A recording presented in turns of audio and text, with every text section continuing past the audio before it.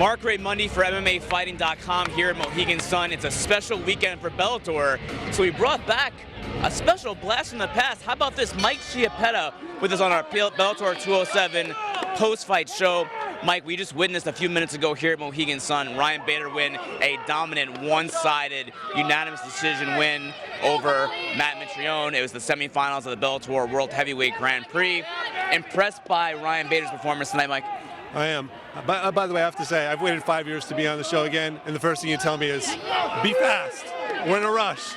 What kind of hospitality is like that? No rush. We're just hanging out here. There's behind us. There are post limbs going on. Mitrione. It was a very impressive performance. Ryan Bader came out. Obviously, it wasn't probably the most aesthetically pleasing performance in terms of the action in the cage, but it's a tournament. You have to do what you have to do in advance. He had, in my opinion, 3 10-8 rounds, which is very difficult to do. As far as I'm concerned, it seems like the best heavyweight in Bellator is actually the best light heavyweight in Bellator. Bader, of course, will face the winner of the fight Saturday night between Chael Sonnen and Fedor Emelianenko, which happens at Nassau Coliseum. Anything unexpected about Bader's performance? He was giving up 25 pounds to Mitrione, but of course he does have that wrestling background. I just thought it was impressive how easily he threw him around. I mean, Mitrione is a big piece of meat, and meathead, big piece of meat. But it was easy for him. I mean, he took him down at will. I don't think Mitrione stopped a single takedown.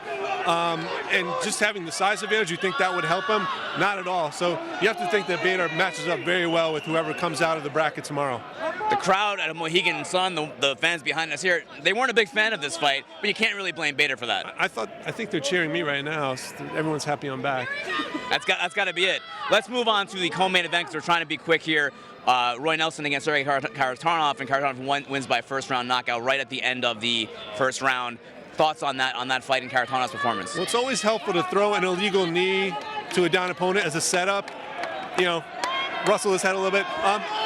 Kharitonov looked very good as usual. He's always very good at those clinch distances. He wants to get inside. He's very sharp with his jab, and his punches are very precise. Nelson, he's just throwing a lot of haymakers and wasn't able to, breach that distance between them. Kharitonov was much better at keeping the distance and throwing sharper punches, and as we know, the faster, shorter punches get there first. Nelson's lost 2 in a row now. He was the crowd favorite here, and he's a fan favorite in general, UFC veteran. Where does he go from here into his 40s now? At the age of 42 now, you have to wonder how much time he has ahead of him. We were talking before, at what age does a heavyweight sort of age out? It looks like we may be seeing that with Big Country. I mean, people always talk about that powerful right hand, and obviously can always be a factor if guys are sloppy against him. But what we're seeing is when guys are careful and game plan and take their time, Roy Nelson can be beaten.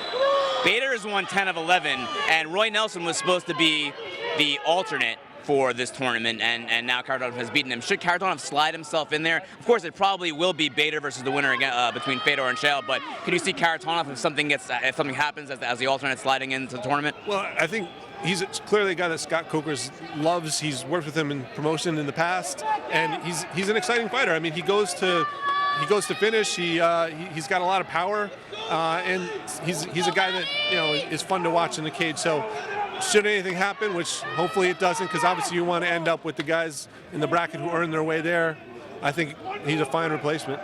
We also had Lorenz Larkin on this card, winning a unanimous decision against Ian Pascu.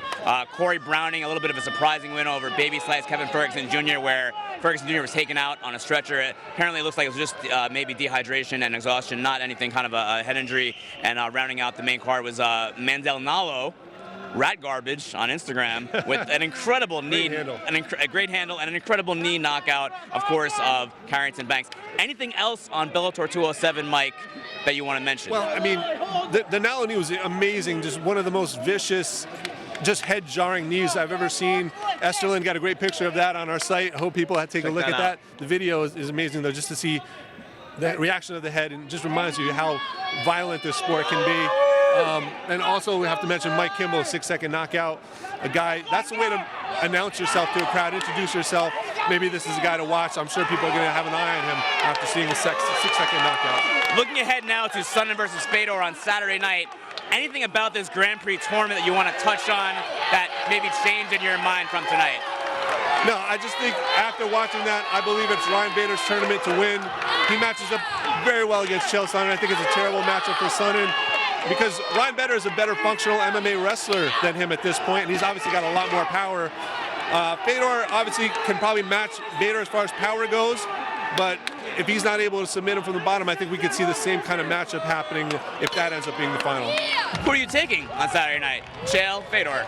I'm actually going to take Fedor. I think he obviously has power. Like I said, I think he can hurt Chael standing, but I think if Chael does take him down, Fedor's hips have always been a big thing. I mean, he's able to turn that arm bar, and I think so. I think he's got a couple more ways to win than Chael possibly grinding out a decision, which also can happen, but it's a 60-40 fight to me.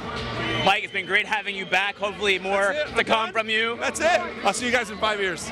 We're going to wrap this up here. Stay tuned to MMAfighting.com for all your post-fight coverage from Bellator 207 and Saturday night for Bellator 208. See you guys soon.